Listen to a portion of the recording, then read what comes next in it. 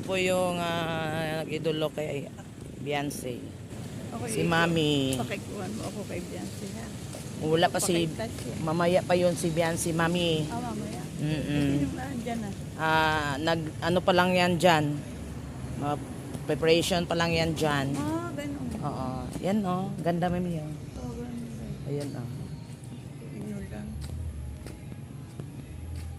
Ayan Ayan, dyan na sa sakit yun si Mami. Doon pala Ay, di kinahari Ay, Diyos yan, ko.